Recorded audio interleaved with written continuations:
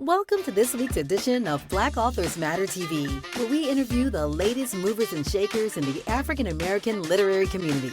You'll meet some old friends, discover new ones, and stay abreast of the latest book developments around the country and even the world. So sit back and relax for the next 2 hours with Black Authors Matter TV co-hosts Gwen Richardson and Dr. Rhonda Lawson.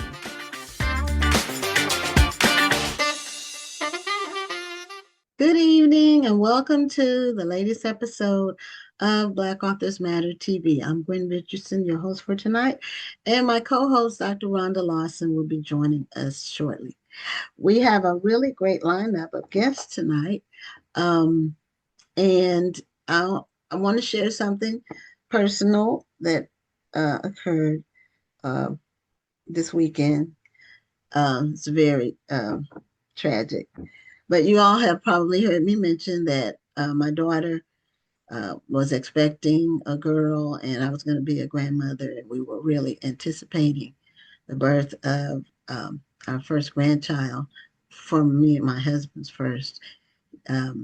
But my daughter, the baby passed away in utero from a blood clot to the placenta. And so my daughter was 33 weeks pregnant, and then when that happens, the baby passes away in your womb and you have to still go through delivering the baby. So that happened this weekend. It's been very challenging for the family, and we appreciate your prayers very much. So we're going to bring on our first guest, and her name is Amy Barrett, and she's a new author. I believe this is her debut book, but she has been doing a lot in media for many, many years. And If I Rule the World is the name of her book. And we welcome Amy Dubois Barrett to, or is it pronounced Dubois? You can let me know. We welcome you to Black Authors Matter TV.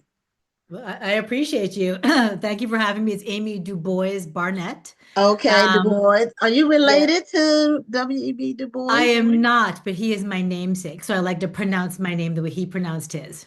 Okay, all right. So, yes. Okay. Yes. All right. And can you show a copy of your book on the screen close so the audience can see? I'm not sure if it's backward for you, if it's forward. No, it's not. It's not. Oh. It doesn't show up backwards on Zoom when you go live. But if you there we go. Facebook Live, it's backwards. Understood. Well, here we go. Here is my debut novel, If I Ruled the World. So excited. Very it's nice. also behind me right here. I see it. I have it handy. And it's a hardcover. Yes, it is. It's okay. Yes. And is it your debut book? This is not my debut book. So I released an NAACP. Oh, that's right. That's right. It's your debut novel. It's my debut novel. Okay. Yes. So yes. Yeah, you were nominated for an Image Award with the other book called Get Yours. Now, were you nominated for that book? Was it in the instructional category? It was in the sort of inspirational self-help category, I think. Okay. All right. Because I think they have 8 categories or something like that. I cannot remember. It was a really long time ago, if I'm honest with you. Oh, what year was it? I published the book in 2007 or 2008, and I think I was nominated the same year. So it's been a minute. Okay. Oh, okay. Yeah. Because I have 2 books that were nominated. So that's why I asked, because I wanted to know if it was the same years, maybe our paths had even crossed. But mine were later. So okay, yeah, my memory's blurry. I was a precocious advice giver, apparently. But that's great. It doesn't matter what year. That's a nomination that you can always claim, and I know I do. So, listen, you heard me reel it off real easy. I was like, my NAACP Image Award nominated, but I'm more excited about my debut novel, If I Rule the World. I know we like to, just discuss a little background on, absolutely. when people come on. And so, If I Rule the World, what is the storyline for the book? Well, so If I Rule the World is inspired by my experience as an editor-in-chief, specifically editor-in-chief of Honey Magazine and Ebony Magazine. Although I use some of my experience as editor-in-chief of Teen People and deputy editor-in-chief of Harper's Bazaar in the book as well. And it's set in New York City in the late 1990s, early 2000s, at the intersection of music and the heyday of magazines and also fashion. And we follow, which is, as you know, one of the most important cultural eras of our time. And we follow the journey of my protagonist, Nikki Rose, who is a young Black editor, who is not coming of age because she's 29 when we first meet her, but she's coming of power inside of Okay. influential institutions where romance and friendship and love, they coexist alongside misogyny and racism and danger, because this was a dangerous time to be a woman. And so we follow Nikki as she tries to go for her dreams, but has to figure out who she's willing to become, and how she can find her voice and hold on to her very soul in the process. So, as people will often say, some books, especially early books, can be somewhat autobiographical. So, is this somewhat autobiographical? It is not. It is not a Romana Clay. I know Okay. everybody's been asking me the same question because there are Okay. admittedly similarities Parallels. between myself and my protagonist. So that's absolutely true. And I did pull maybe, I don't know, like three to, I don't know, five, sort of like real life anecdotes, things that actually happened to me. I pulled them into the book because I thought that they were kind of representative of the time, and everything else. But other than that, the journey of my protagonist is very different than my own journey. And, she's very messy. She makes a load of mistakes. I made a load of mistakes now too. Don't get me wrong. I just didn't make these mistakes. Okay. Were they mistakes that you saw other people make in Of the course, industry? absolutely. I mean, I definitely Mhm. mind things that I observed. I mind things that I saw. And it was also kind of an interesting, of course, it's a work of fiction. So there was an Right. imagining of, what would happen if I'd gone left instead of right, or you know what I mean? Hmm. And really the book is a love letter. It's a love letter to New York City. It's a love letter to magazines. It's a love letter to music and hip hop. And it's also a kind of an homage to the friends that I had in that era who did not escape as unscathed as I did. Okay. Now you have a background in media, extensive background um, in the industry. Tell us a little bit about. Now I saw you went to Brown, and did you intend to go into the magazine industry? Was that your goal outside of once you graduated from college, or did you uh, have jobs in other fields that kind of led you into the publishing? Well, I actually took a circuitous route into publishing. When I graduated from college, I started my career in finance. It was not my Okay. spiritual home. I went into the fashion industry, also not my spiritual home. I always loved writing, and so I took a bunch of courses. I moved abroad to Ireland, of all places, to build up my portfolio, and I applied to graduate school to get an MFA. And then while I was getting my MFA, I needed to eat and have shelter and stuff. So I started to work in a small way. I found a job actually in the Columbia University where I got my MFA. I found a job in their, probably now extremely defunct, bulletin board of jobs, working for a sort of startup, if you will, kind of fashion magazine. And then when I was in grad school, I won an award from the Hurston Wright Foundation for a short story that I wrote, and the person who presented me the award was the then editor-in-chief of Essence magazine, and we stayed in Okay. touch. And when I graduated my program, she offered me the job of fashion and beauty features editor because I'd worked in fashion, and I was working for a small fashion magazine at the time, and I just finished grad school, and so that's what started me on my path in journalism, and it just turned out that I absolutely loved it and I was good at it, and so it just became this 20 plus year career that I'm incredibly honored to have had. So if you were advising someone who wanted to, because the industry's changed a lot Mhm. uh, over the last 20 years. Um, Primarily, everything's digital, although there are magazines still printed, but um, the industry has changed a lot. So, how would you advise someone if they wanted to enter the industry with magazines, publishing, writing, editing, or something within the industry? How would you advise them to, or Well, would you advise them?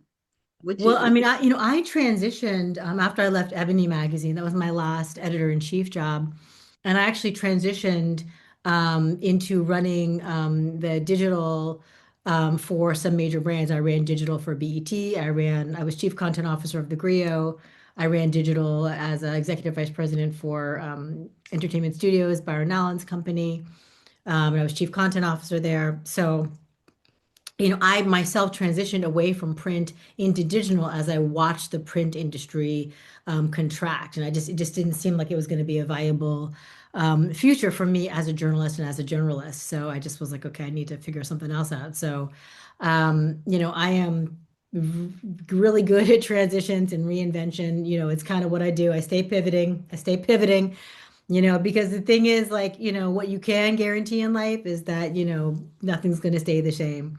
And so one of the pieces of advice that I give people is um, that is to always be seeding something, meaning I'm always putting things in place for a future possibility. Once you need something, it's too late to start organizing it, right? So that goes for relationships too. I always tell people to start building relationships before you need them, because by the time you need a relationship, it's too late to build it.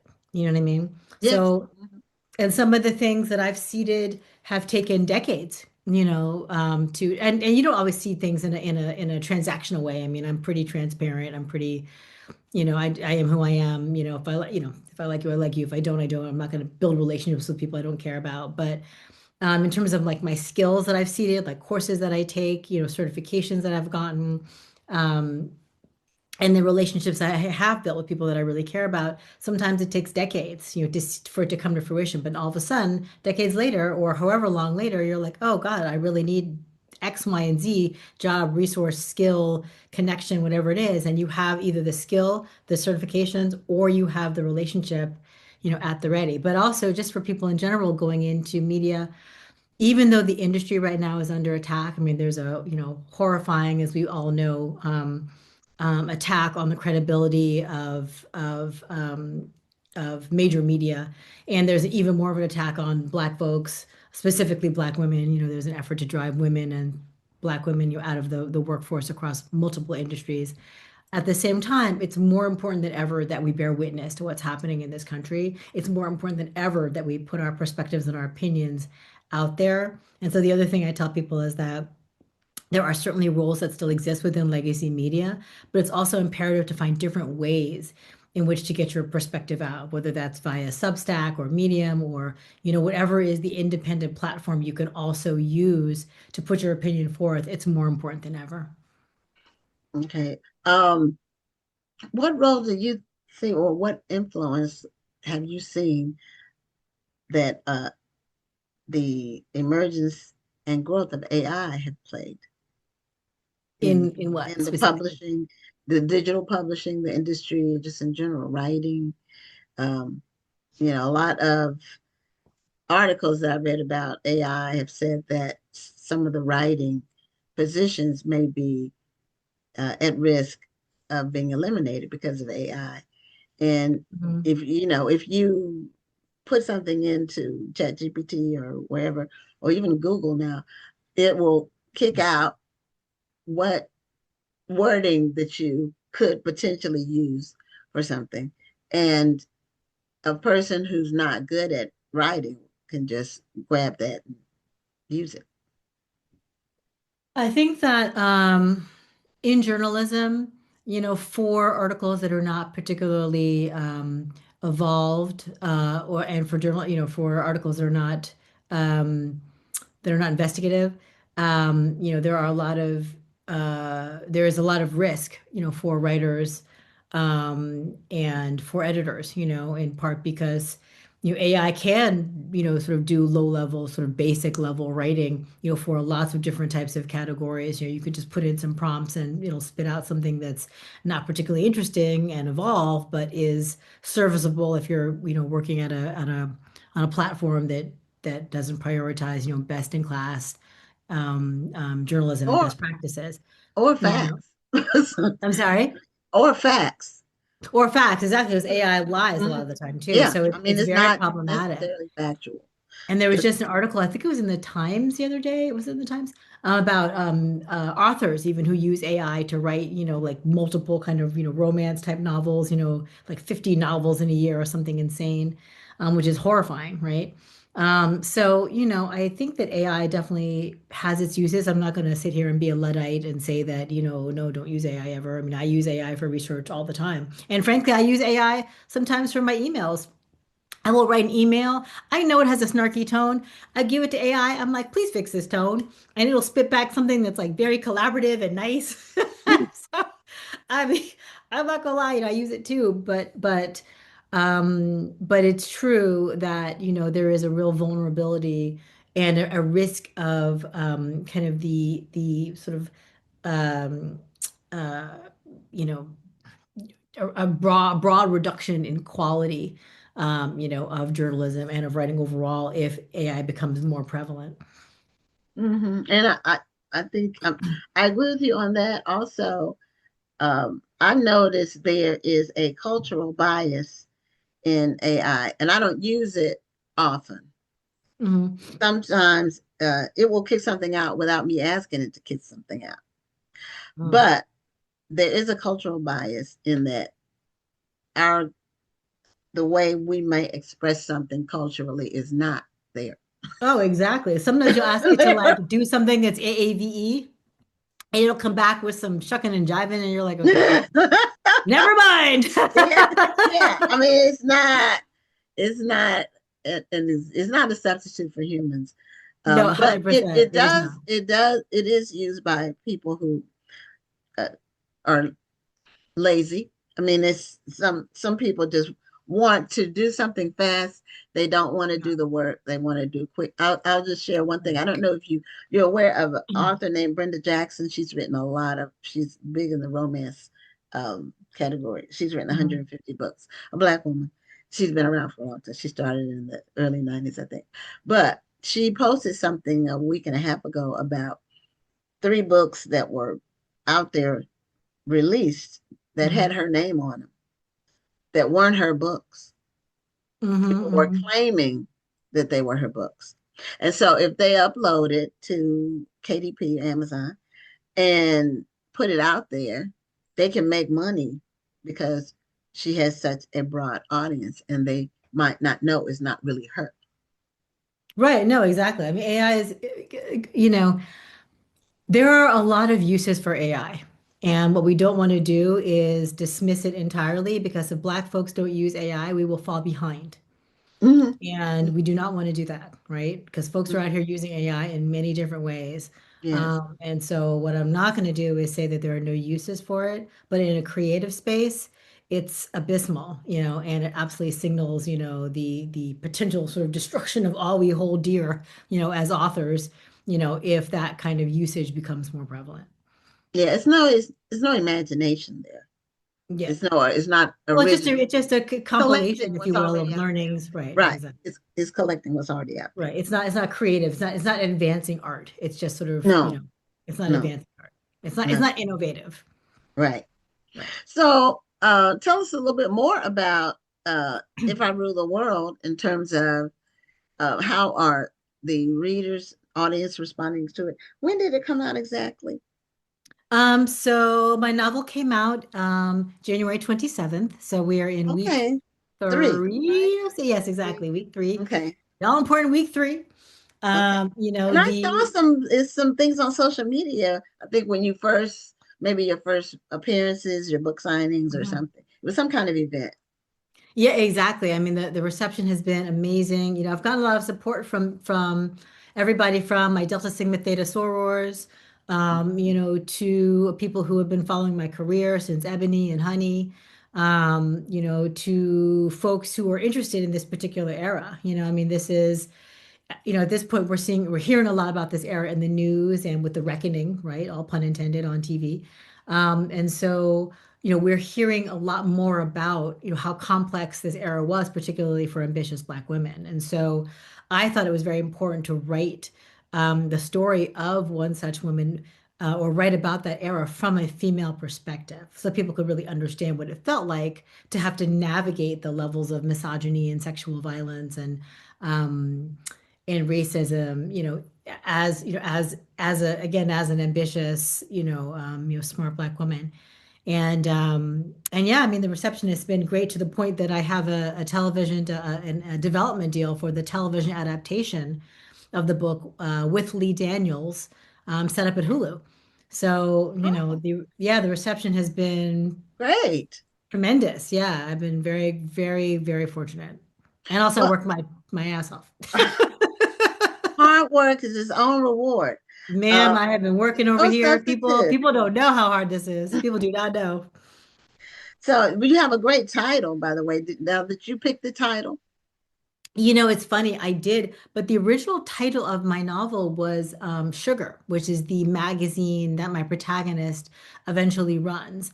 And so I actually started this book in my 30s, when I was still editor-in-chief of Teen People. And then I put it down for, over for 15 years or more, because I just didn't have the creative bandwidth to finish it while I was, doing all had this career in media. And then when I picked it back up, in a conversation with my editor, she encouraged me to kind of rethink the title because I was so like stubborn about it. I was like, no, it's called Sugar. And she really encouraged me to rethink it and come up with something that was like more reflective of the vibe of the book. And so I was like, okay, fine.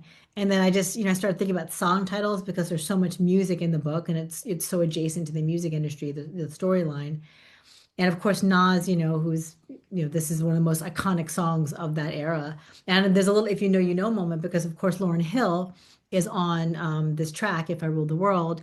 And Lauryn Hill was the first cover subject of Honey magazine, which was my first job as editor in chief. So, little if you know, you know moment. Oh, okay. Okay. So you have some things going on there where you're pulling in um, things that happen to you. I don't know what that's called, but you're able to insert that into the storyline of the book. Some Right. things Although that happen. it's not at all in the storyline of the book. It's just a sort of a little dog whistle, if you know, you know moment. Okay. Yeah, yeah. It's not in the book at all. Again, Oh, it's okay. not, it's not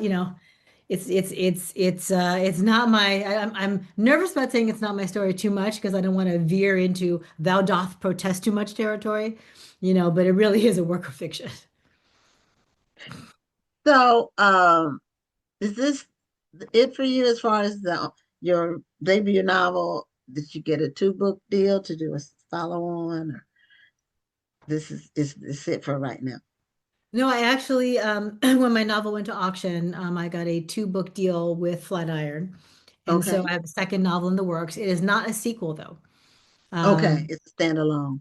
yes, it's a standalone novel. Hmm. My second novel is about a divorce concierge, and that is somebody who helps women, navigate the divorce process and then rebuild their lives afterward. And so my protagonist is building her agency as a divorce concierge as she's dealing with the ramifications of her own divorce and looking for love the second time around. Oh, okay. So again, strong female main I love a character. strong female protagonist. I don't know Yeah. if I'll ever write a book that doesn't have a strong female protagonist. It's sort of where my sweet spot. Yeah. So, where are you going next on your tour? Like where did So it start? I'm going to be in Philadelphia on February 24th, Okay. and then I will be back in at the Barnes and Noble City Center. And then I will be back in New York City. There's an event that Black Girls Rock and Women in Media are putting together for me on the 26th of February in New York City. And then after that, I've got a lot of virtual events. So I love to do book clubs. If anybody has a book club and they want me to drop in, my book is a great book club read, and I would love to do that. Or I can, come see you if you're in the California region or anywhere, depending on, what that looks like. But I have a few additional events planned like in the summer, but things are sort of kind of coming into my inbox right now. So we'll see how it shapes up. Okay. Now, are you from New York originally? So I'm from New York because I lived there most of my life. My personal theory is wherever you hit puberty is where you're from. But technically, I've lived in 13 cities on 3 continents, and I was born Oh, in Chicago. oh, okay. Mhm. Wow. And the other continents are, I'm going to guess Europe is one. Yes, I've lived in 2 European countries, and I also lived in India. Oh, okay. Now, did were you in those places because of your career? Like, were you writing there, editing there, So I was in doing India as a media? child because my parents brought me over because they were doing their respective PhD dissertation research in India, and so they brought me over with Oh, them. oh, And okay. then, I was in uh, France multiple times because long story short, went to French school, majored in French, lived there multiple times, worked from France kind of recently. And then I was in Ireland actually for about a year, a little over a year, studying because they've got an amazing literary tradition there. And so I Hmm. was studying literature and building my portfolio to apply to grad school. Oh, okay. Yeah, there's a whole thing about, Irish writers. Yes, Um, I remember from school, but I haven't read any of them of late, just right. because there's so much Black literature now. Um, we used to have a bookstore for 10 years, and we started our business in December of 98 online selling African American books. So it was Mhm. um, kind of a Black Amazon. Oh, wow. And it's a whole different world now in books, largely Mhm. because of the ease of self-publishing. Mm. Because before then, self-publishing wasn't a thing. I mean, Right, right, it was difficult to do a professional product right, self-published then. right, But now that whole world has opened up. So there's so many books that and some people are doing hybrid. They're self-publishing and there was a traditional publisher, right. something that wasn't available before. When at first they used not let you do that, but then I Right. guess they figured they had to. I They mean, had to make I know, I know so little about self-publishing. And I know there are some great, pieces of work that are coming out of the self-publishing process. But I just, I really like working with an editor. What can I say? I really appreciate that kind of partnership that you have with a really good editor. And I just know that my editor at Flatiron made my book so much better. I mean, she was an amazing partner. So I would have really felt the lack of that. I personally believe everybody needs an editor. I don't care what kind of a writer you are. I Oh don't care how no, good every, you are. every book needs to be edited. Yeah, yeah. I Every believe book. that. And Yeah. and if it's not, it's obvious.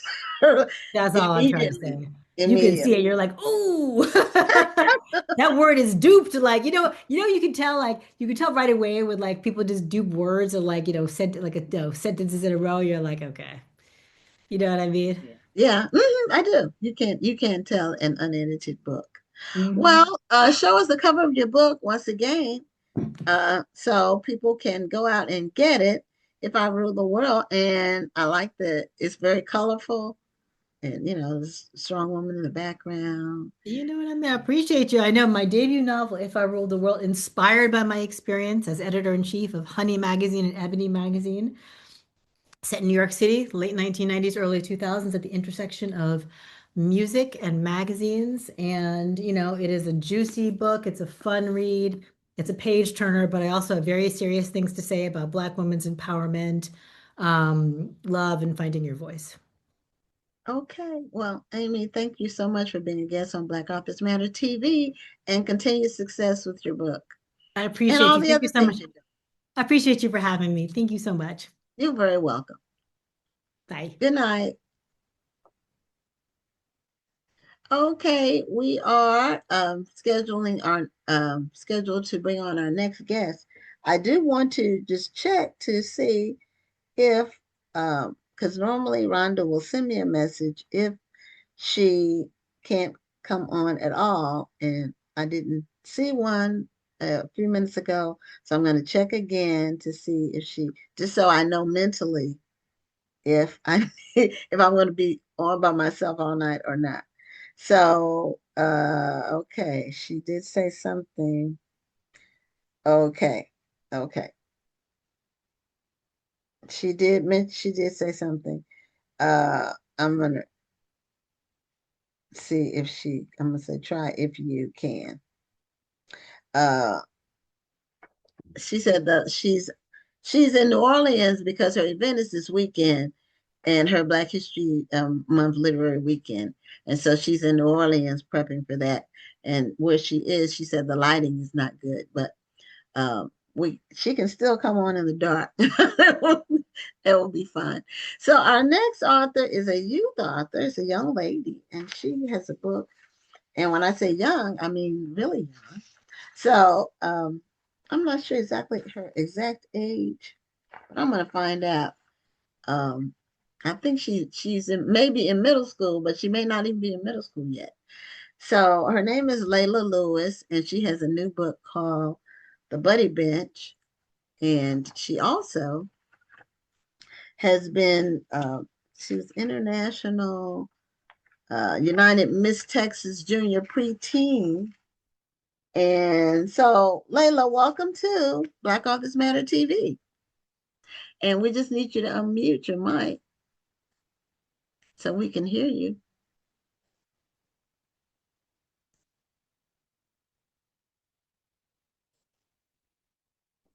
Layla, can you unmute your mic? There we go. So, can you see us? Yes, no?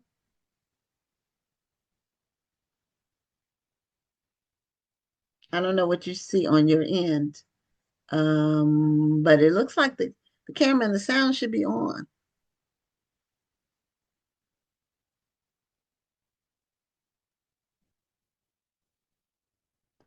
Layla, can you hear me? Yes, Okay. Okay, now you're breaking up. You're coming in and out. Can you speak? Can you talk a little bit just so we can get a bearing on your voice? can you hear me? Yes, Okay. yes, yes, yes. Great, wonderful, wonderful. Okay, welcome to the show, and congratulations on your book called The Buddy Bench. I see it beside you, and I was telling the audience I wasn't sure of your age. So can you tell us how old you are? I'm 9 years old. 9 years old. Okay, so you're not in middle school yet, I don't think. What age is middle school? I'm in fourth grade. Fourth grade. Okay. All right. Now, what inspired you to write your book, The Buddy Bench? Well, I chose to write my book because I was thinking of something to promote my platform. And then I remembered when I was on the buddy bench when I was little and I was lonely, and I decided to write a book about it to show kids younger than me the importance of looking out for other kids and for caring about yourself.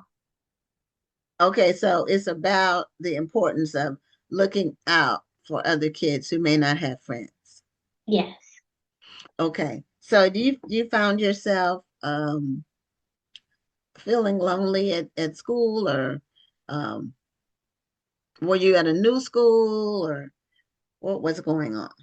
So I transformed from pre-K to elementary school. And when I went to elementary school and we went on the playground, the kids weren't as welcoming, even though they were new too. It was something different, and they weren't as open to playing with me for some reason. Hmm. That happens sometimes when we're kids. Hmm. So, how did you respond to it? Well, I kept on pushing and I kept on trying. And then in my book, it tells you that I kept on asking people and they kept on saying, no, we have too many people. And then I saw the buddy bench And my brother told me that he once made a friend by sitting on the buddy bench when he was lonely. So I decided to sit on the buddy bench, but it didn't really do anything. So then one day I came home crying and I told my parents what happened. And they told me to play with the chalk by myself, and then maybe one kid would come along. So I did that. And then I also went to my school counselor and she told me some things that I could do to fix the problem. Okay. And so now the buddy bench, is that a bench that was already set up at school or the playground for the kids? Was it already called the buddy bench, or was there a bench there and you named it the buddy bench? So it was a bench, and at my school, there's like a big playground, and then there's a small playground. And in the middle of them, it's like this bench, and it says the buddy bench, and it has like kids, like pictures of kids on it. So Okay. it's called the buddy bench, and I sat at that bench that is called the buddy bench. Okay. All right. Well, um, I like your cover very much. It's very colorful, and that's symbolic of you on there, I'm assuming.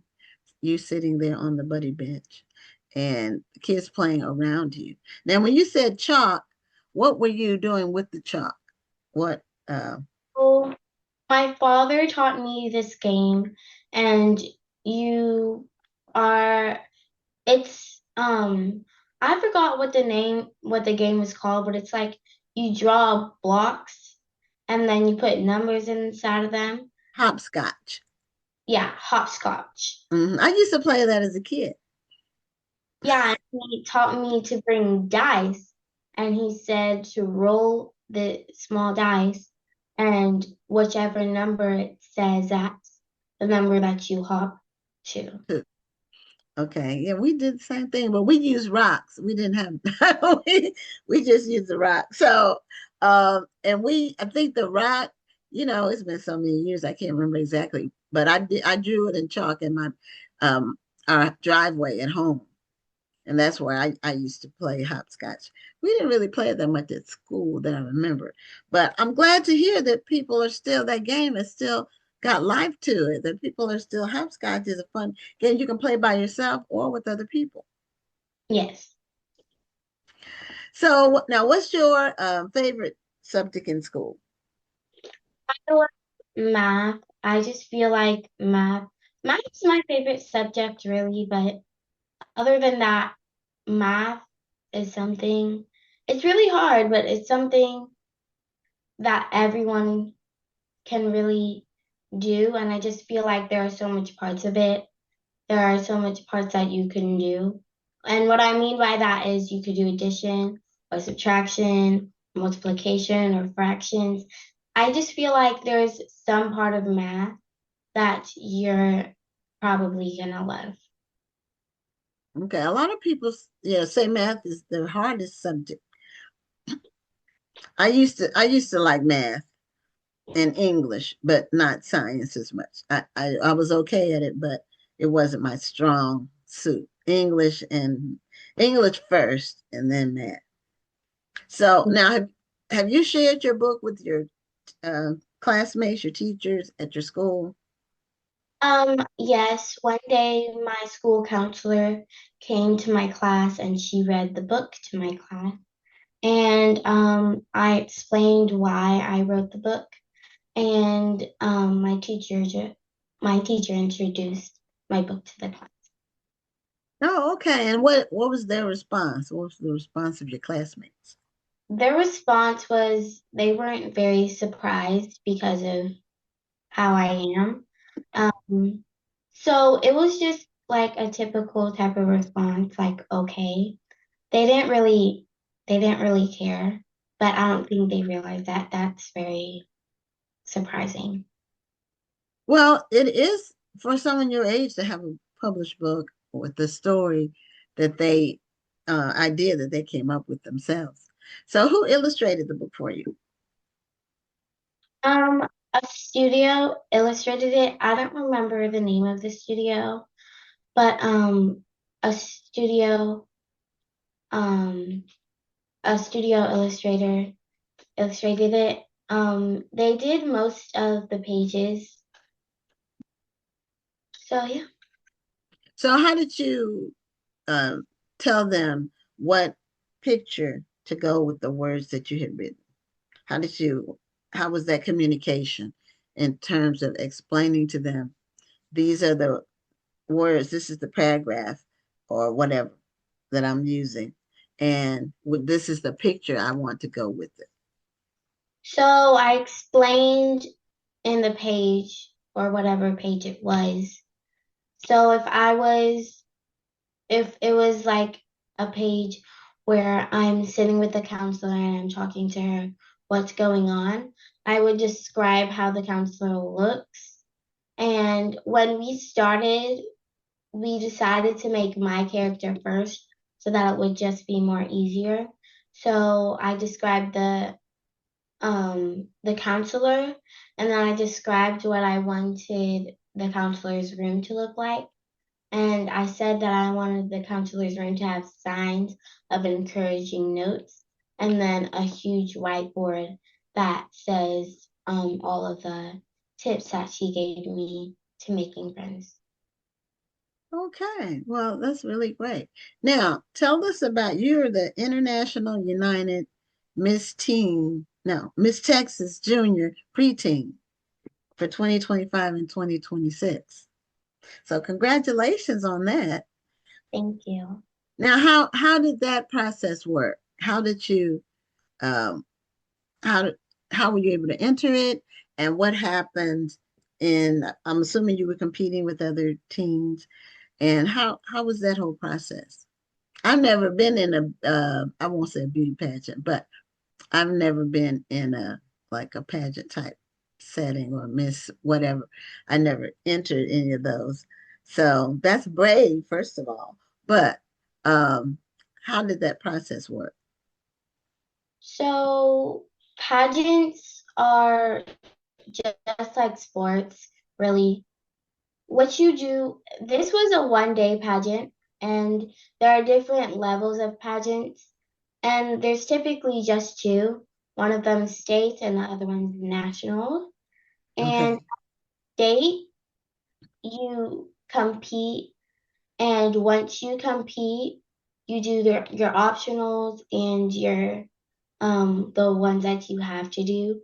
Um, So there's talent for your optionals, there's actress for your optionals, there's spokesmodel for your optionals. There's a bunch of stuff for the optionals. And the optionals, you have a different set of judges. So the judges are different. But for the ones that you have to do, which is the interview, the introduction, sometimes fun fashion, and usually um, the slow walk, for those, you have the same panel of judges for every single time that you do it. Okay. And then how do they, is it by points, and then do they announce the third place and then the runner up and the winner? How do they do that? So imagine that I went to, we did the introduction to like tell us who you really are. Then Okay. we did the intro, and then they asked you based on what you said inside of your introduction about your platform and like more questions about you. And for every one that you have to do, they give you points. Every judge gives you points. And then at the end, they tally up all the points. So it's like a vote, and they tally up all the points. And whoever has the most points at the end wins states. So I won states. Then we had like a little celebration. And now I'm practicing to go to nationals to compete worldly around all the people who won IUM in the States. Wow. So how many people were in the Texas one, the competition? How many did they start with? In Or state, not the exact number, but yeah. So did you compete locally first and then go to state? Is that what happens? No, states is the first level. So states Okay. locally Okay. and mm, nationals is The it's next level. sometimes locally, but because I live inside of Texas, it's not local. Okay. So how many girls were competing? There are 15 people inside of state. Okay. And so you um got the first prize out of the 15 girls that competed. Yeah, I won out of the 15. Okay. So do you get any monetary money prize, or is it just the recognition? So if you win any prizes, if you win any optionals, you do get money prizes. But for the pageant that I went to, I don't think I won any money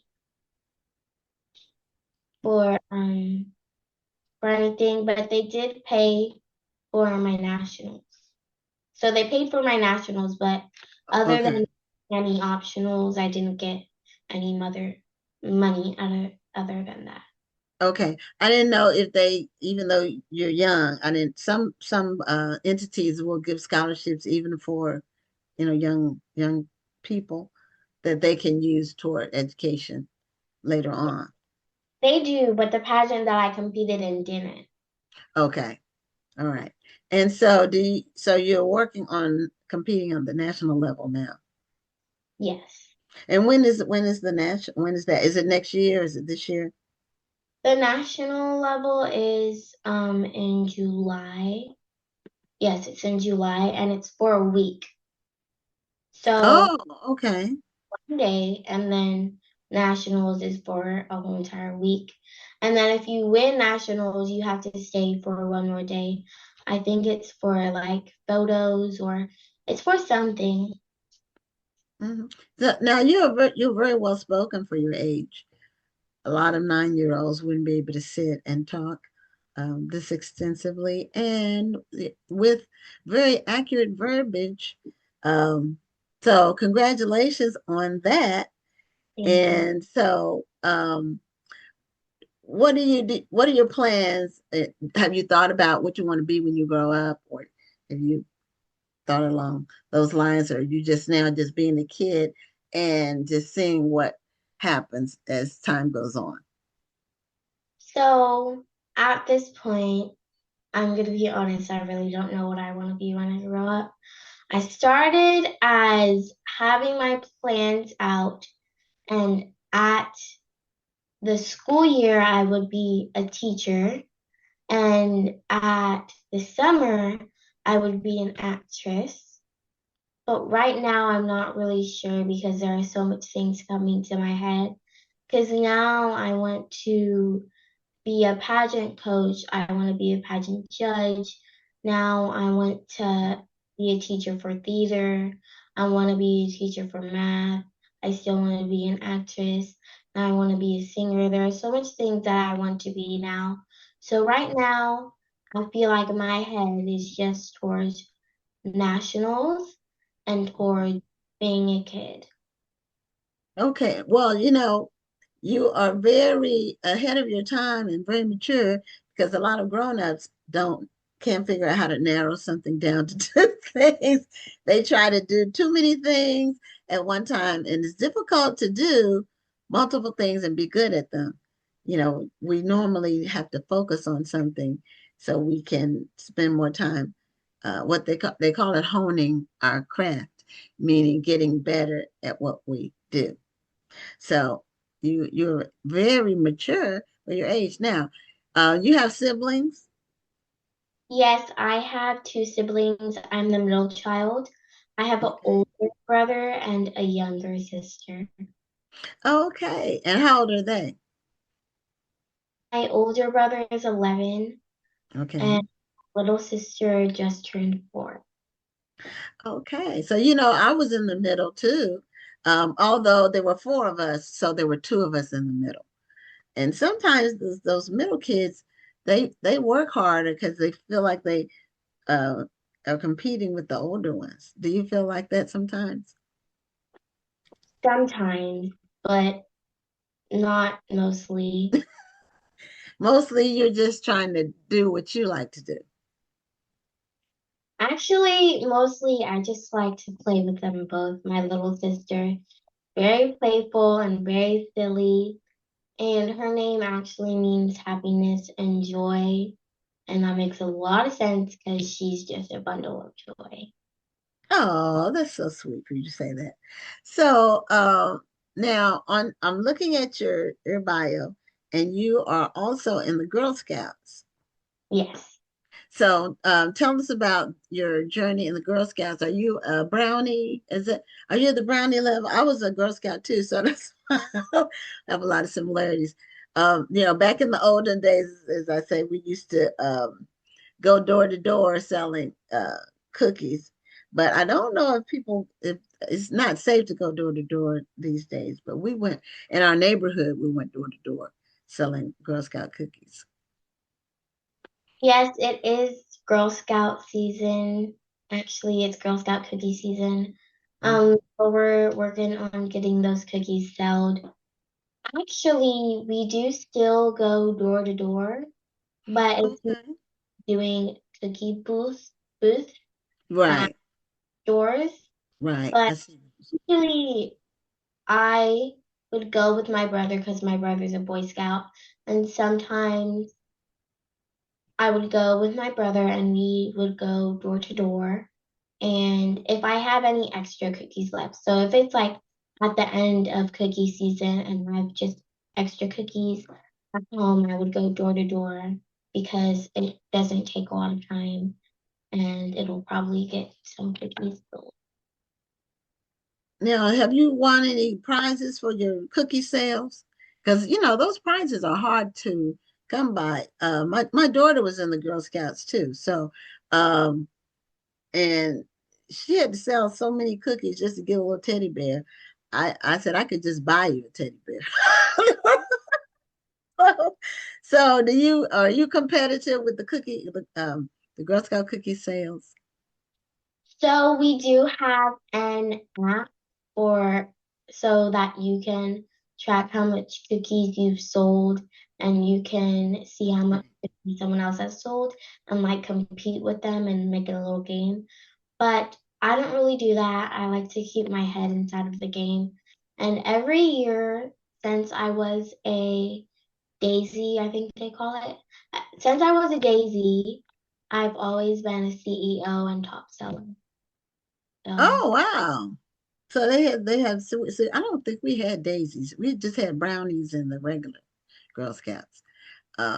We didn't have daisies. So that must be newer, not new, but something new. So you've been a Girl Scout since you were how old? since I was, I think, 5 or Okay. So the daisies are the daisies toddlers? the Is that days, the daisies should be around kindergarten. okay? I was inside of Daisy. Okay. Okay. Um, and then the brownies are up to age, is it 11 or 12? 9, I think. Oh, But 9. So you're a real Girl Scout at 10? no, at kindergarten, that's when you start. No, 10. 10 years old. Junior is 10. So at 5 to maybe 6, you're a Daisy, I think. Okay. Actually, probably 7 to 8 for Brownie. Then it's Okay. 10 for Junior, and so on Okay. and so forth. Okay. All right. They changed it a little bit, but the Girl Scout organization has been around a long time, and it's a good organization for kids to do organized things and meet other kids and go on trips and learn some skills. It's good for social skills too, um, socializing. So, what do you have? What's in Layla's plans for this year? Are you doing any more books? You said you're competing in the pageant, the nationals for the international, what is it, United pageant. So what else do you have going on for the rest of this year and that you'd like the audience to know about? So I have a competition at Destination Imagination. I have my bronze award. I'm getting a agent at Age Parks, and then it's just nationals and practicing for nationals. Oh, well, you are really an impressive young lady. And congratulations on your new book, The Buddy Bench. And keep on writing. Do you have another idea for another book, or you just focusing on promoting this one right now? I think I may just write another book about respect for sure. Okay, that's a great topic for kids and for adults. Okay, well, congratulations to your parents because I know that they've invested a lot of vision and time and resources into raising you and your siblings. And, parents are God's best design for making sure children get from 0 to 18. They're irreplaceable. And so, congratulations to you and your parents. Thank you. Okay, well, have a great night. Thank you so much for being so poised and doing the interview all by yourself. It's very impressive. And thank you for being a guest on Black Authors Matter TV. Yes, thank you for your time. You're welcome. And someone's watching.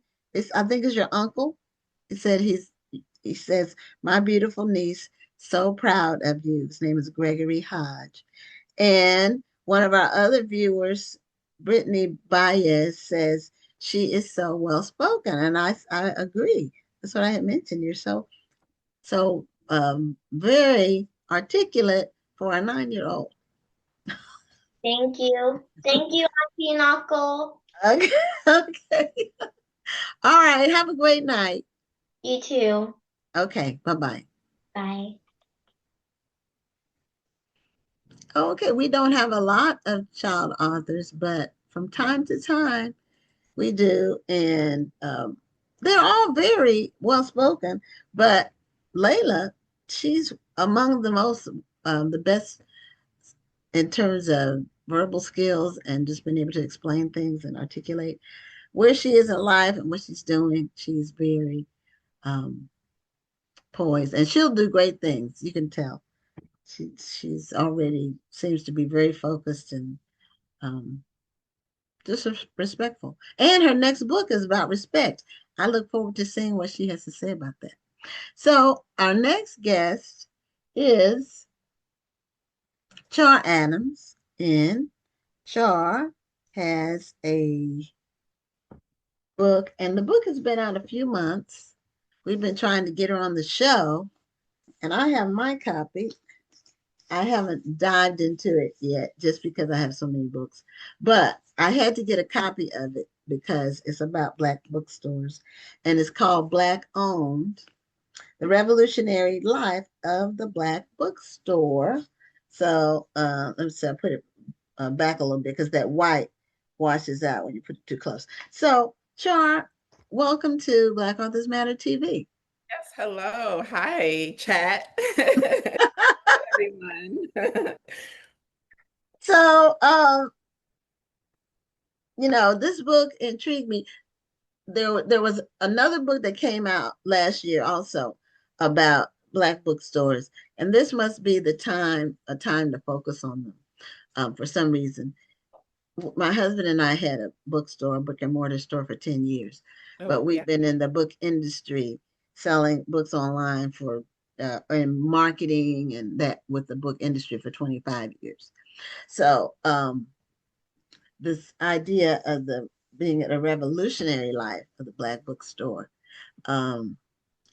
that's an intriguing subhead, and looking at bookstore selling as a revolutionary act is one way of looking at it, and sometimes it does seem like it is. So I know for us, it did. You have to really think outside the box. So, what made you interested in this topic? Yeah, so I first got into Black-owned bookstores back in 2018. I read an article in the Atlantic by Joshua Clark Davis, and he wrote this amazing piece about how Black-owned bookstores were targeted by the FBI back in the 1960s. And so I read that and I was just so fascinated by it, of course, but I came away from that piece just kind of wanting to know more of these Black booksellers' personal stories, right? I wanted to know what that targeting looked like, how it felt, right? And so so this whole thing started because I wanted to know Black book sellers, like business, right? I just like wanted to like know. And so I started tracking different I started tracking down different booksellers from that time and just talking to them and just learning from them. And so that grew into this deep passion for just basically learning everything I could about Black owned bookstores. And so that turned into this this book. Okay. Um, so because I haven't even had a chance to crack the pages, I just wanted to make sure I had it. So is Yeah. this more about is this more a book about Black bookstores from prior eras, or does it Yes. bring you up to today? Just how do you Yes. characterize So Black owned is a comprehensive history of Black owned bookstores in this country from the 1800s up until now. So it's like a it? full complete, yeah. So I tried to write as complete a history as I could, but like of course I know that there are things I couldn't touch and just yeah, like I feel like it would take 4 and 5 books to like really tell that full Story. full story, yeah, but I'm hoping that this book is a good start. Okay. Now you said there's the first Black bookstore was in the 18 Yes, what yeah, it was it was um it was opened in 1834 in in New York by a man named David Ruggles. Yeah, okay. It seems like I've heard that name before. yeah. I Was he mean, known for something else? yeah, so I mean, he was this like monumental figure in the anti-slavery movement. He helped to like a free yeah, he helped to free enslaved people and yeah, and he helped to teach people about the entire movement, right? And so his Black-owned bookstore was just a tiny part of his like his larger work. Yeah, and so Oh, I talk about him. Yes, I talk about him in the introduction, and it was and it was one of my favorite chapters to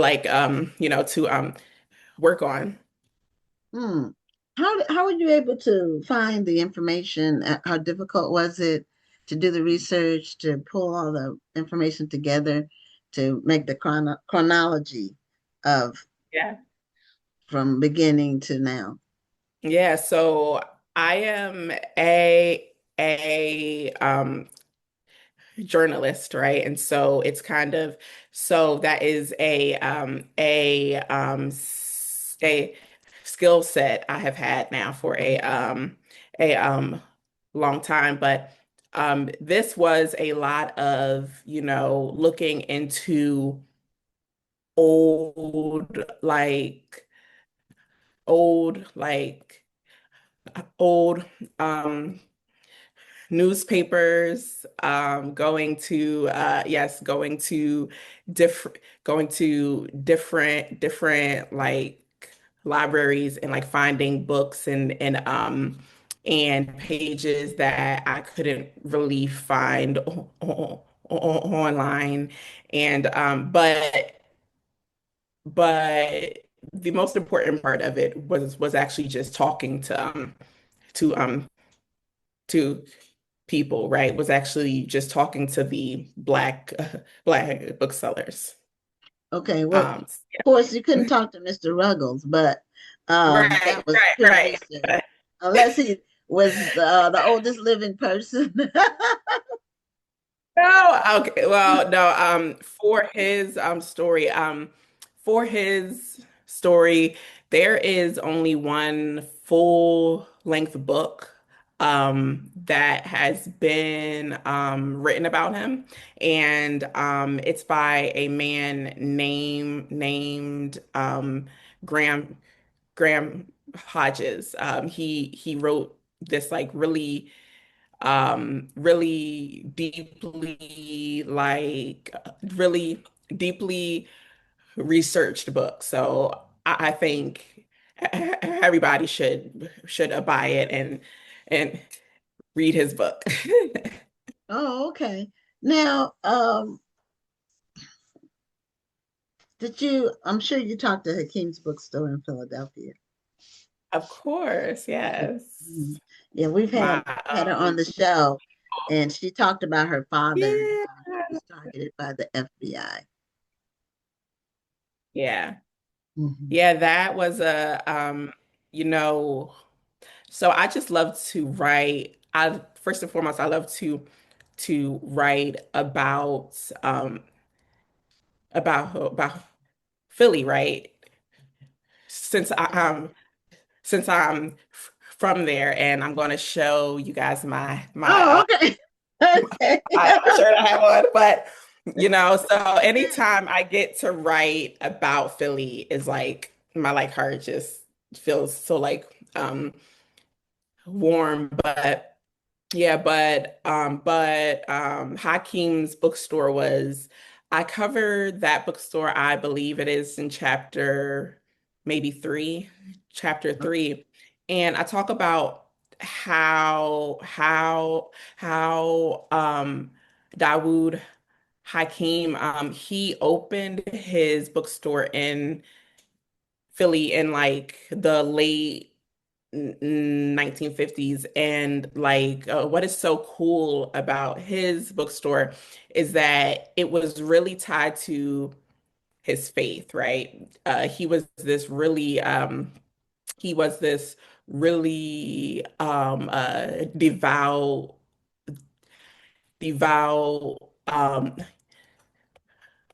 devout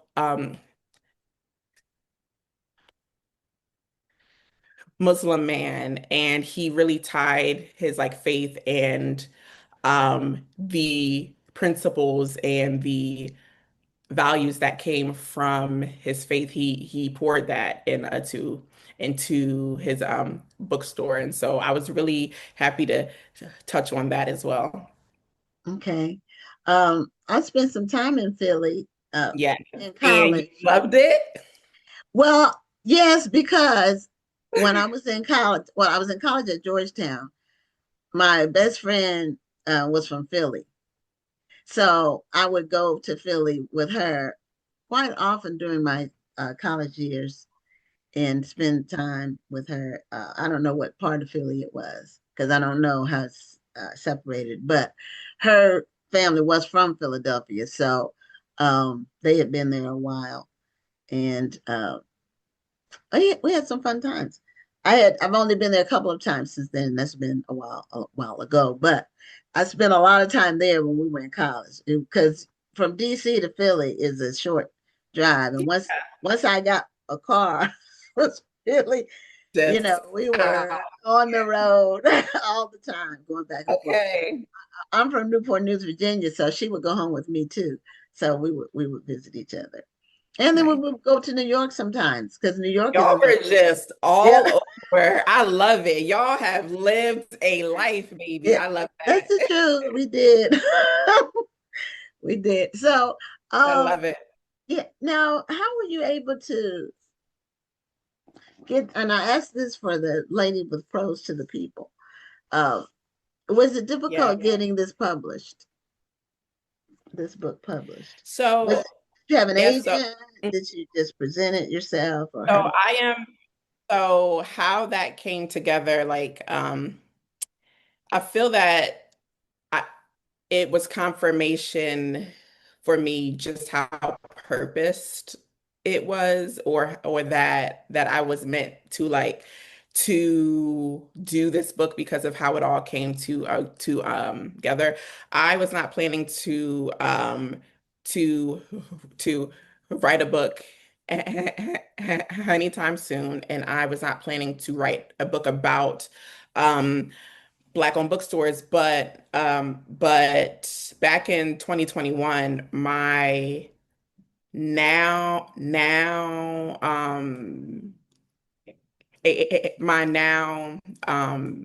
agent, Justin Bruckart, he contacted me. He had seen my work. I had worked for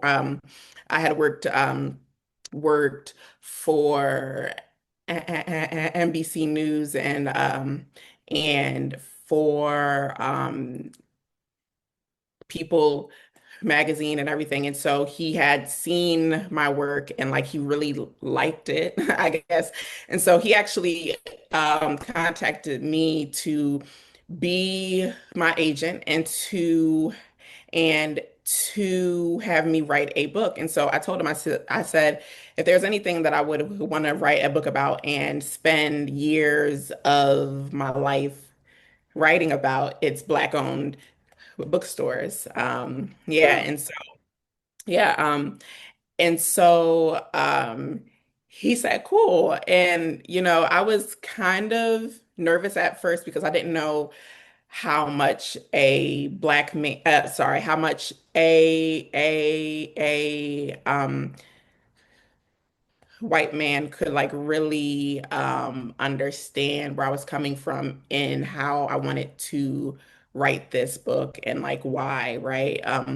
But it turned out to be a perfect match. He was so um, thoughtful and he really understood what I was trying to do with the book. And so we worked together on the proposal, and then we started pitching it to different publishing houses. And I believe we got offers for the book from all of the big five. But yeah, but I chose to go with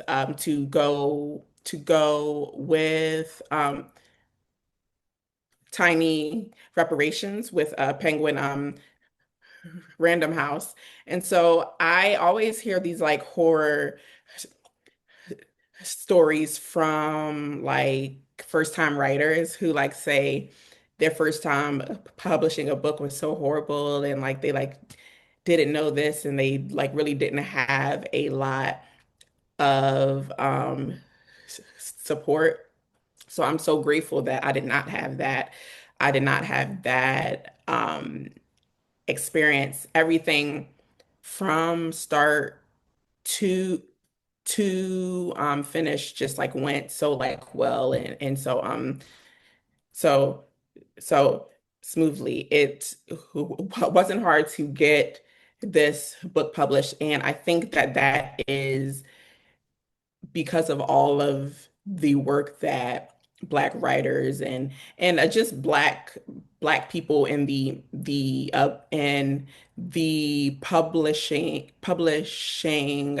publishing and and and industry have like done to like kind of move things forward and to kind of make books like this more commonplace, right? So I feel like I am benefiting from a lot of what people who came who came before me have done. Like like the like the like the uh,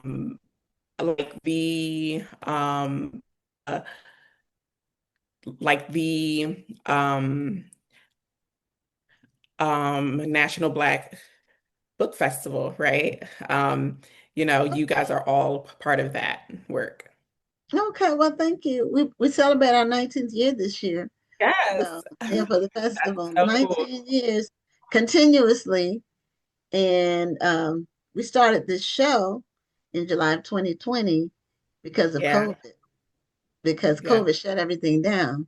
And we wanted to continue the work. And we celebrate our 6th anniversary for the show this year. And That's so cool. we've interviewed over 800 guests. Not 800 interviews, 800 different individual people.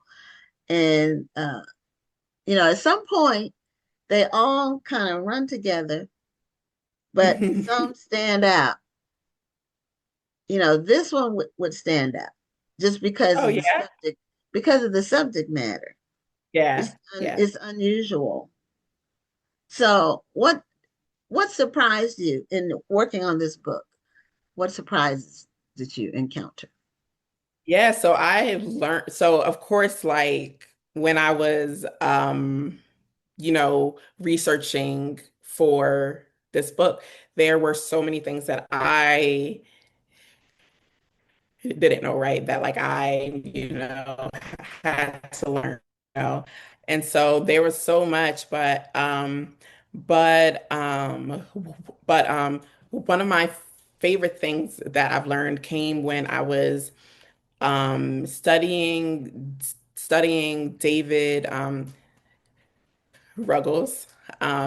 So in the 1950s and the 60s, we know that like uh, Malcolm X kind of came, well, he had his like rise in popularity and in like movement work and one thing that he would often say that people still quote is is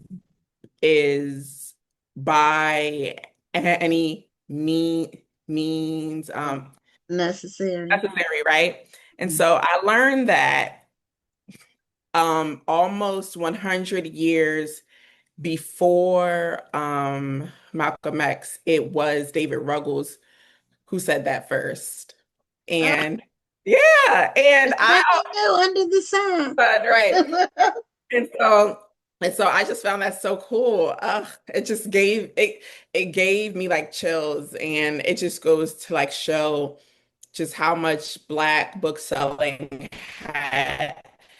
has always been linked to like to this sense of like black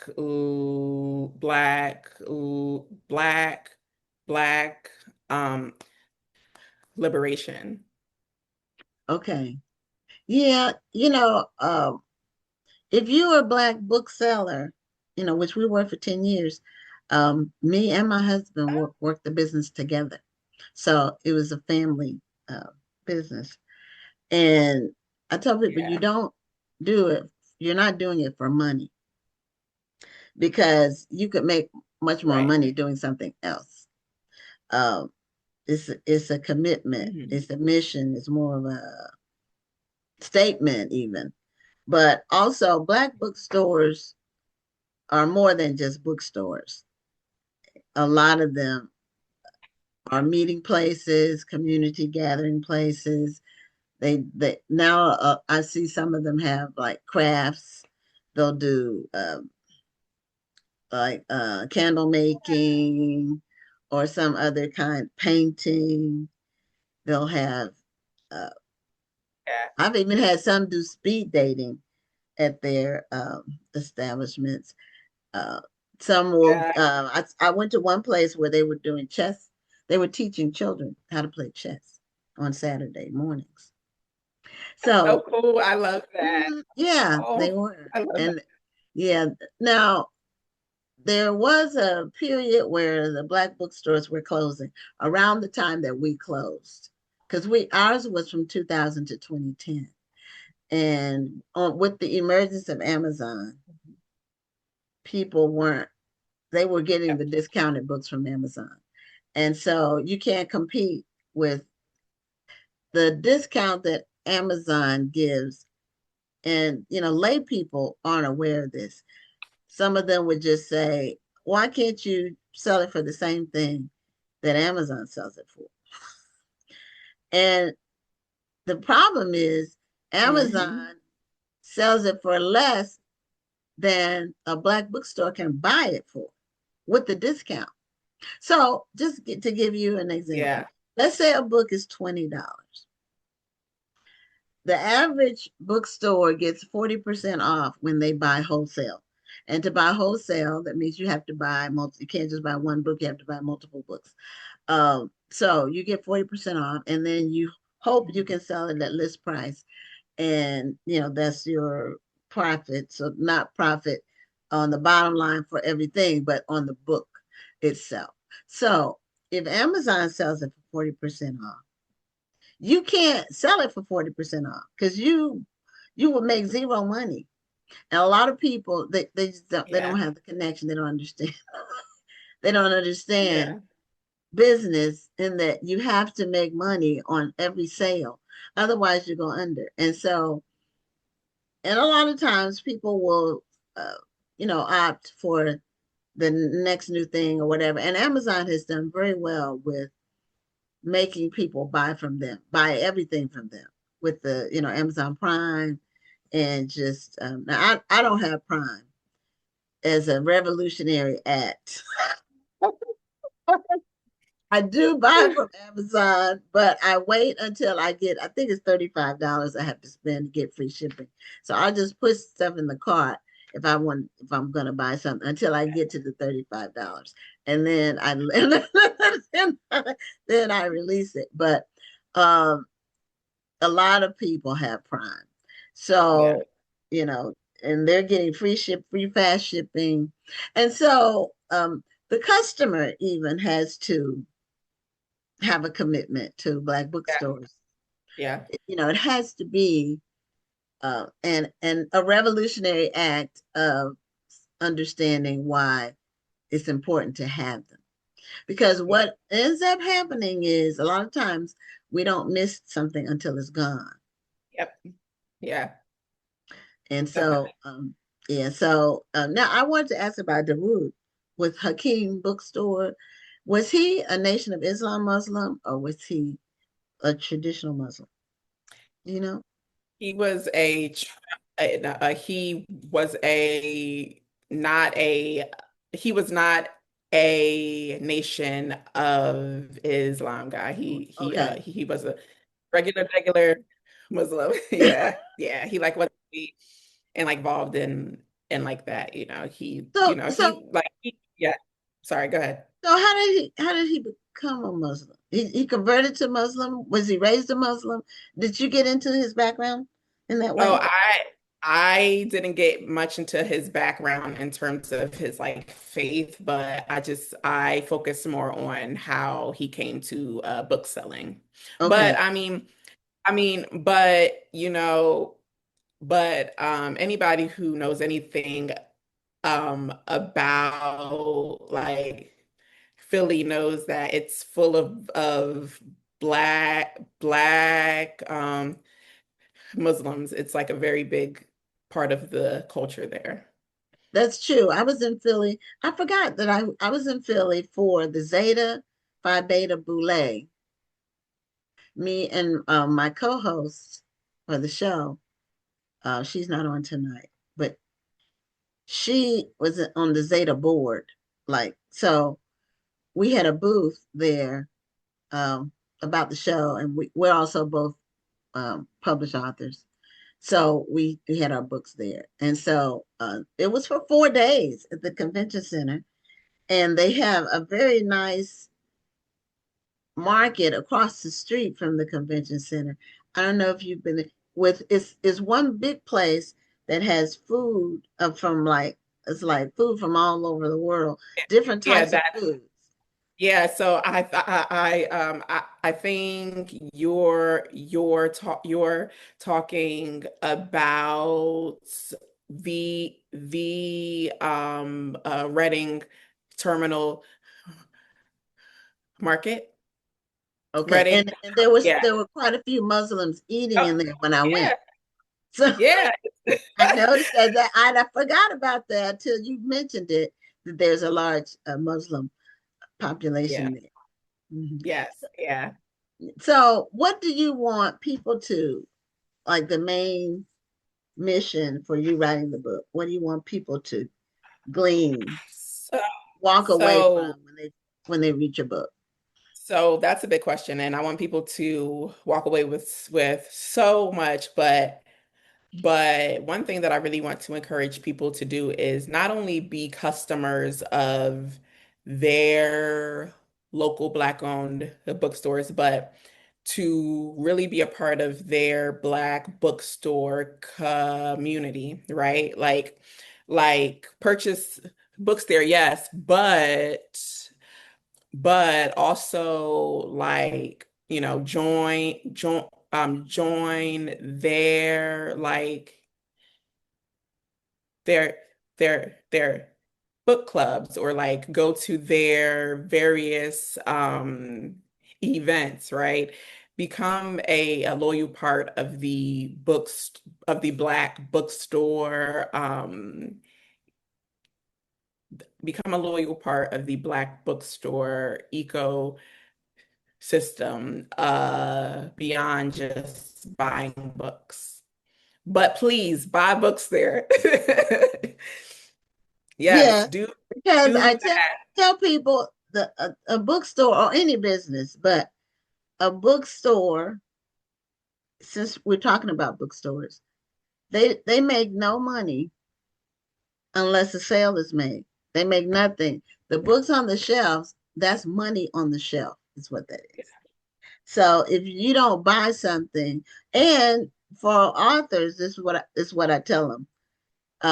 Like for new authors, not traditionally published, but for new authors who are self-published, they'll ask, "Can I get my book in your bookstore?" Well, if you're not doing something to promote the fact that the book is there, nobody's going, even if it's there, it just takes up space on the shelf. And then that's work for whoever owns the bookstore that they have to do to put it in, catalog it, put it on the shelf or whatever. And so nothing, no money is made unless something is sold. And that's any business. But sometimes I think people think bookstores, especially Black bookstores, are more like libraries, Yeah. where the books are there and they can just browse, and somehow they're financed some somehow. I Yeah. don't think they get it. But thank you so I feel like, much. yeah. Oh no, I was just going to like say that I don't feel like people often think deeply about what it takes to run any kind of like business. And if people were more thoughtful about that, that might impact how they shop and like Right. and yeah, How they make those decisions. Well, thank you so much, exactly. Char, for being a guest on the Thank you so show. much. And Thank you. congratulations on your book. It's so Thank you needed. so I much. can't wait to dive into it. I've had it for a couple of months, but because of this show, my to be read Yeah. It's shelves. like yeah. Cases, not it's cases. I got baskets of books. I got books everywhere. So anyway, thank you so much and Yes. congratulations. We appreciate you Thank doing you it. so much. You're welcome. Have Thank a you so great much. night. Bye-bye. Bye-bye. Okay, and we have our final guest, and we're going to be giving away a book. Um, it's it's an advanced reading copy of our final guest book, which is called The Hospital at the End of the World by Justin C. Key. And he's on sharing with us. And I'm going to go ahead. We normally, when we give away a book on the show or an art, we do it based on trivia. So before we get started, I'm going to put the trivia question out there, and then whoever answers it first gets the book. So the setting for this book takes place in what major American southern city? So the first one to answer that gets a copy of the book. So Justin, welcome to Black Authors Matter TV, and congratulations on your new book. Thank you. Thank you. Thanks for having me. Excited to be here. So you are a psychiatrist by profession, Yes. okay? Or you're a psychiatrist by day and a novelist by night, or what? How did this book come about? Yeah. So I used to be mainly like I would do the medical studies and the medical work during the day, and I'd write like in the margins. Recently, I've been able to take more like writing days, historically like Mondays and Thursdays. But I did like today, I saw a whole day of patients, and then I switched off my button down shirt, put this on, and then on here. So but I was a writer who went to medical school. So I had a passion to write. Back in high school, started writing seriously in college, and I got the idea for this story. It started as a short story when I was a first year in medical school. I was focusing on short stories at the time and mainly did like science fiction. And there was a call for submissions for this online literary magazine called Cross Genres, and they had theme submissions. And one of their theme submissions at that time was school. And I had just started school, medical school, so I sat down and thought of a futuristic medical school, and I'd always been interested in where AI might be going. Like back then, it was very much speculative. It hadn't taken off like it had now, which was actually beneficial, I think, for the book because I was able to explore a lot of the potentials and the hopes, and also a lot of the things that I might be more wary of, or some warnings. Whereas right now, we can kind of see like the direction that it's going. And then over time, as I went on to become a doctor and chose psychiatry and got more experience, the book grew with it. It went from a short story to like a much longer short story. And then the last few years is when I've been working on it as a novel. And in a lot of ways, it's still at its core an AI like versus medicine story. But it's also, me rediscovering the kind of the love and the magic of becoming a doctor, because in med school, it's hard to, I think, appreciate that because of all the rigors of the studies and the anxiety over like failure or doing wrong, etc. And being able to kind of process all that in this book after years of going through the training and then being like a grown-up doctor, quote unquote. Right. Medical school is you have to really this a lot. You have to really want it. Because I feel like if you start, you don't want to quit. Yes, definitely. Yeah. It's one of those things where it's like, no matter how hard it gets, it's like I've already invested so much, you know, Right. whether it's money, time, you know, uh, Both. family investment or what have you.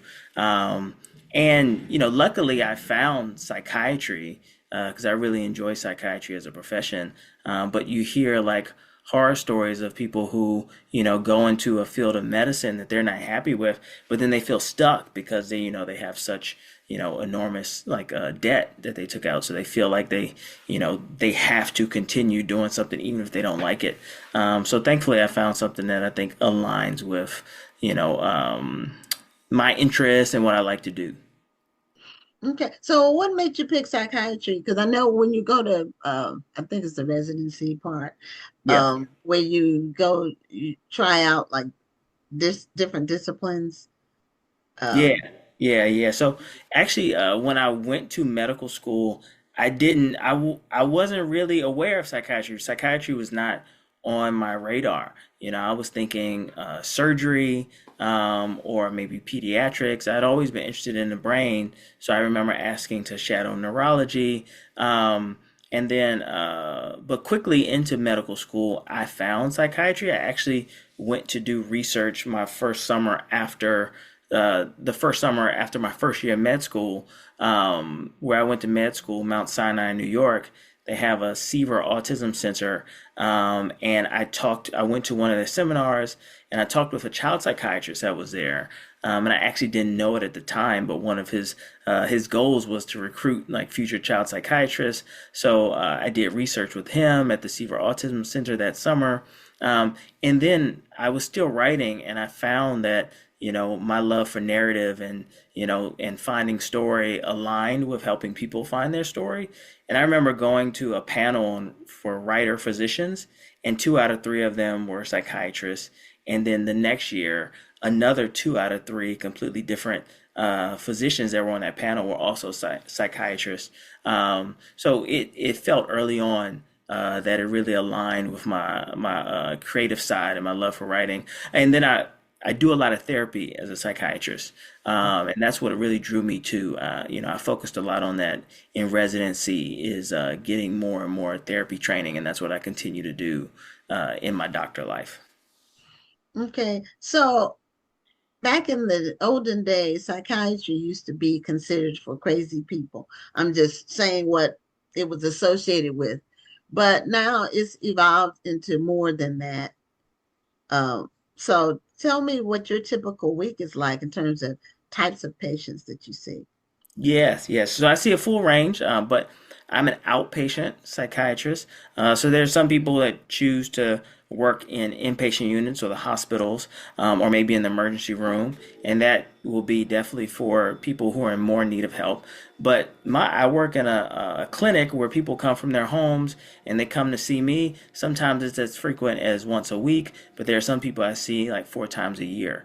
And I see a full range. Most of the patients that I see are suffering with depression or anxiety, and then still about most of them is what I call is stable, right? We found like a medication or a treatment that has worked for them, so they're doing, just fine. And then we might check in like every couple of months just to make sure that they're continuing to do fine. Also have patients who have ADHD, and it can be a mix of people who were diagnosed with ADHD as kids, or didn't come to the diagnosis until they were in their adulthood. I have some people who have OCD. I have some people who are dealing with addiction, and it can be various levels, like people who are trying to get over their addiction, to people who have been sober for a long time, or people who have just recently relapsed. And then there are people that I treat who might have bipolar and experience manic episodes. There are people who have schizophrenia and experience like psychosis or altered reality. And then, there are people who deal with thoughts of suicide, thoughts of hurting themselves, whether it's, in the past and they're doing better now, or active, so work with a good mix of it. I'd say as a majority of the patients that I see on a day-to-day level, I'd call more or less stable. Let's say in a given week, I might see about 40 patients, and it's a mix of virtual and in person. We have offices in Los Angeles. Today, I'm traveling for. I'm in Boston actually for a science fiction convention. So all of the patients that I saw today were virtual, for example. Oh, So that gives some flexibility too. Both for me and for patients. But I also, have the ability to see people in person because, it can be very valuable to have somebody come in and, lay eyes on them in person. okay. Do you feel like some changes in our society are affecting people in terms of psychiatry? And by that I mean people are, they seem that many of them are more isolated because they rely a lot on social media or uh, this not they don't go into work as much. When you work from home, you're by Mhm. yourself. Yeah. Just the whole work environment. Have you seen some changes in that? And it escalated during COVID when Yeah. everybody was shut down. Have you seen some changes over time with that? The increase, leveling off, or how would you describe that? Yeah, it's interesting because I did training at UCLA and I was finishing my training there right when COVID hit.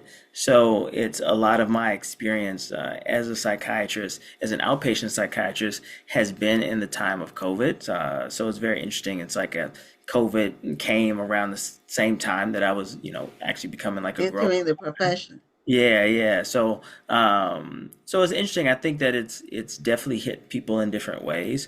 I remember there were times where, people felt really in their element, whether they had like social anxiety or what have you. It's like now I can, I don't have to be out in the world where it's anxiety inducing. I can be at home. Like this is the energy that I like versus, other people may end up in stressful situations. Maybe their home is the opposite of their safe place. Or maybe, them being able to go to school or go to work in person was their outlet, was their kind of break away from like a stressful home environment.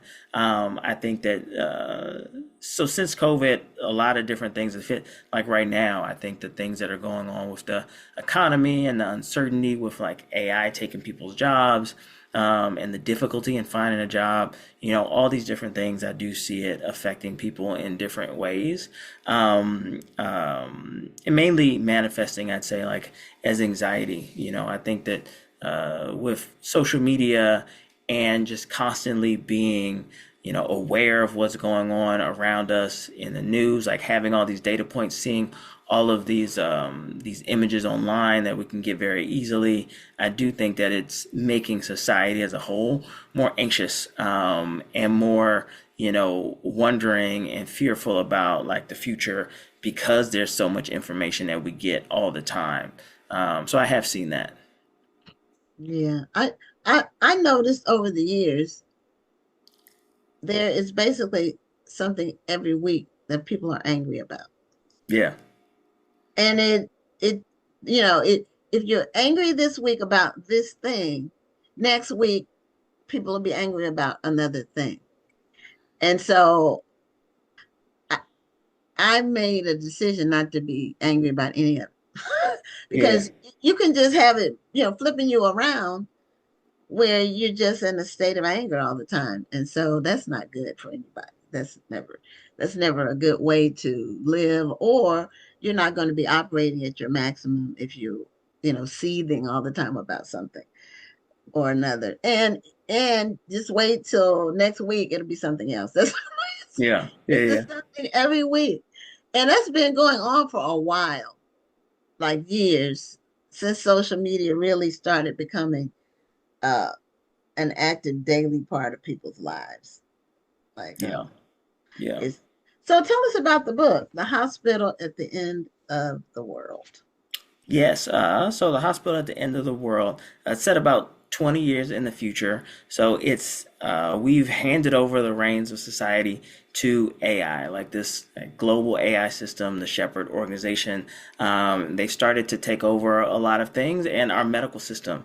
Like they've just bought all the top medical schools in the country. And our young protagonist, our main character, he's Pac. He grew up in New York, was like the center of this AI technological boom. And he wants to be like at the cutting edge of medicine. So he's applying to all these medical schools. He's a top medical student. He thinks he's going to get into everywhere, but then he gets rejected from all the top schools. So he's dealing with that when his father, who's a physician, dies of a mysterious illness. And all of a sudden, Pac finds himself fleeing New York because he finds that he's in danger too. He's actually fleeing this AI system, and he has to go to New Orleans, which is the last holdout city in the country that's like rejected the AI, the technology that the rest of the country has adopted. And there is Hippocrates, which is the last human-led hospital and the last human-led medical school, where they're actually teaching like what they hope to be the next generation of human-led medicine or human-led doctors. So Pac becomes a medical student there, and he has to work through medical school while figuring out the ins and outs of his father's mysterious death and how it relates to that AI organization, and then his own past, how it relates to that as well. So yeah, it's my love letter to medicine, my love letter to the Black community, and it also talks about a lot of the implications of AI, not just in medicine, but in law, in art, in sports. It's really been a culmination of what I've seen as a doctor, the importance of like that human, that physician-patient interaction, and just really trying to have people think about, like, as we go into this next age with AI, like have like a healthy dose of skepticism as we go into that. Yeah, I think should be the case.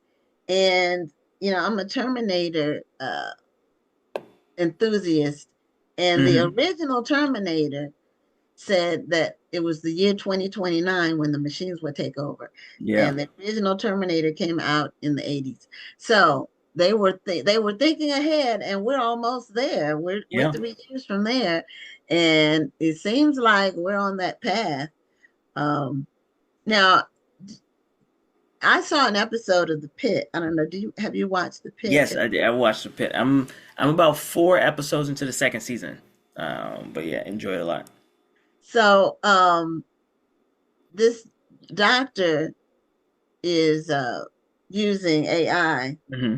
to do the patient notes or the charting. Yes.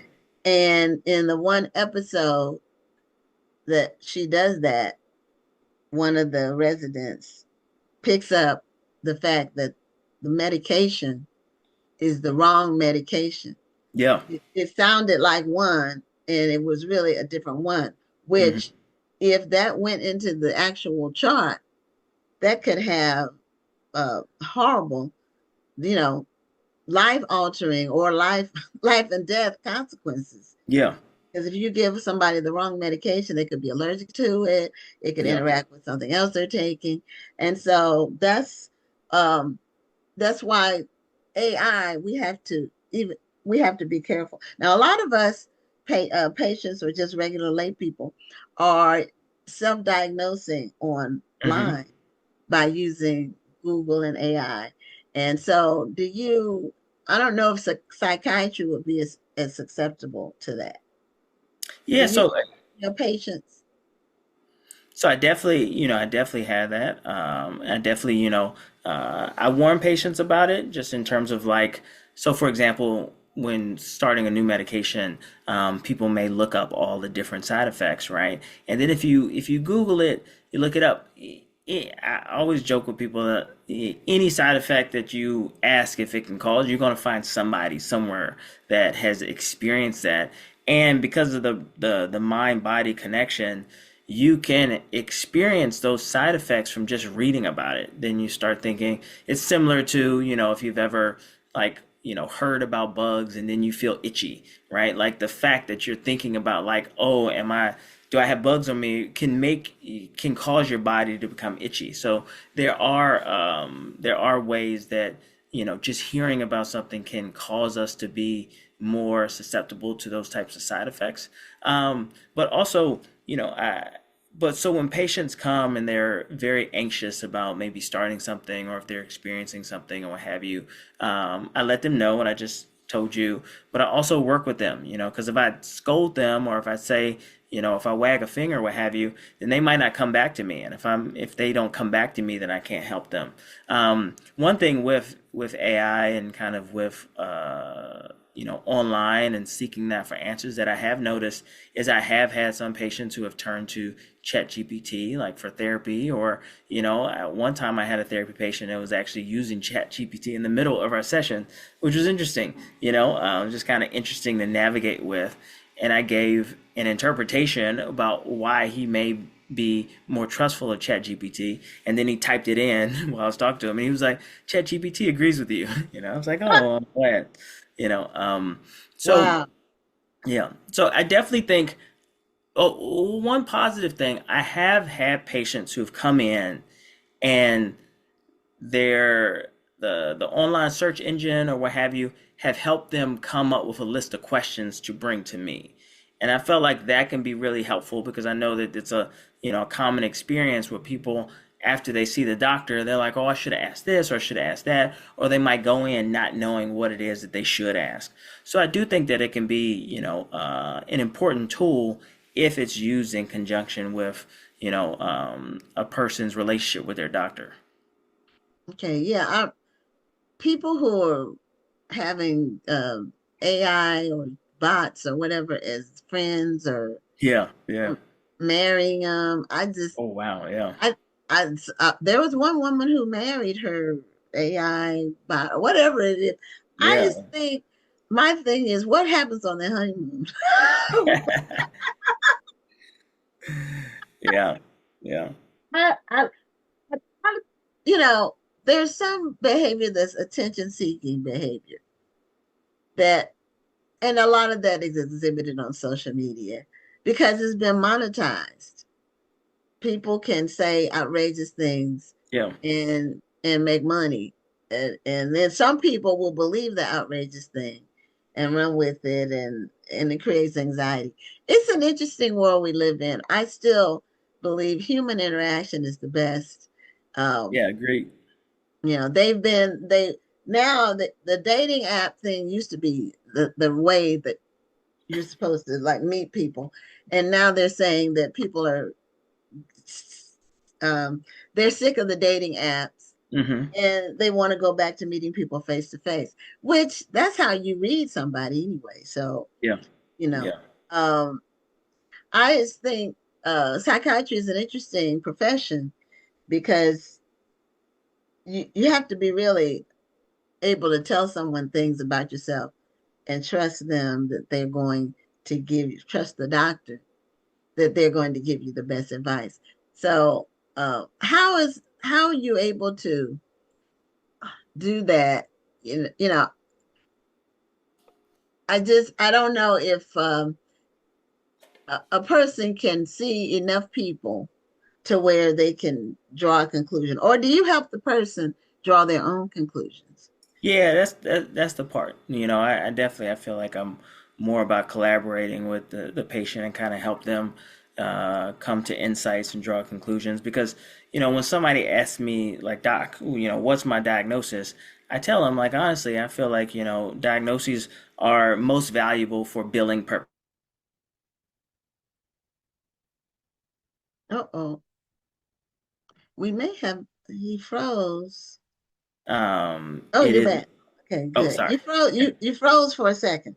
Okay, let's Okay. see. Mhm. So yeah, so if somebody comes to me and they're like, Doc, like, what's my diagnosis?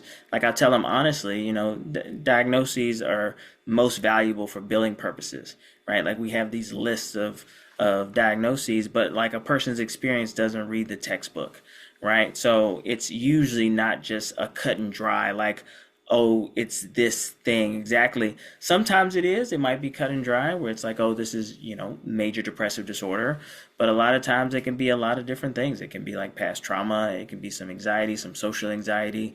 There might be some depression there as well. Maybe there's also ADHD as well. And I think that I let people know, especially for certain disorders or diagnoses, like I'm not going to be able to just tell this after meeting with you for an hour. A lot of times it's Okay. after seeing you for a prolonged period of time. Especially, for example, if somebody's coming in and it's like, hey, for example, they're like, I had this episode like a couple years ago and I got diagnosed with bipolar, but maybe it was just like because I took something, some drug at the time, and it wasn't. Can you tell me if I really have bipolar or not? And I let them know, like it'd be a disservice if I were to tell you after this one meeting that you don't. I would have to really like see you over the next few years. I could say, based on what you told me, it seems like it's likely not this, but I really wouldn't know for sure unless I'm able to see like you over over a prolonged period of time. So I really get to kind of know like what your highs are, what your lows are, like what normal quote unquote is for you. Then I can notice if there's like a deviation from that. So it does take time. And it takes time to build that trust. And one of the most rewarding things that I think that I do, or experiences I have as a psychiatrist, is like having someone come in who's like wary about, mental health or psychiatry, and then over time, like earning their trust where they feel comfortable to kind of let me like walk with them and kind of figure out what's going on. Okay. So the book is called The Hospital at the End of the World by Justin C. Key, and it's about AI. So and it's set in the future, you said. Yeah, about a step in the future, like 20 years in the future. So Yeah. not so recognizable to today, especially with what's going on with AI. But like a few steps into the future. Okay. Well, congratulations on your new book. And are you planning to keep writing? Yes. I'm working on my next thing right now. Okay. I have some short stories that are coming out this year. So yeah, I'm hoping that this is my first novel of many, many, many novels. Okay. Well, congratulations, your dual career. And it's good to pursue your passions, whatever they may be. So as long as they're legal. Yeah, yes, agree, co-sign that. Well, thanks Yeah, so much for having me on there. okay, thank you. And congratulations again. All right, thank you so much. Have a great night. All right, you too. Okay, that is our show for this week. And we will be back next week with another amazing episode of Black Authors Matter TV. I'm Gwen Richardson signing off. My co-host wasn't able to sign on this week, but she'll be on next week, and we'll see you then. Have a great night and a great week. Thank you for tuning in, and join us next Tuesday at 7 p.m. Central, 8 p.m. Eastern for another edition of Black Authors Matter TV.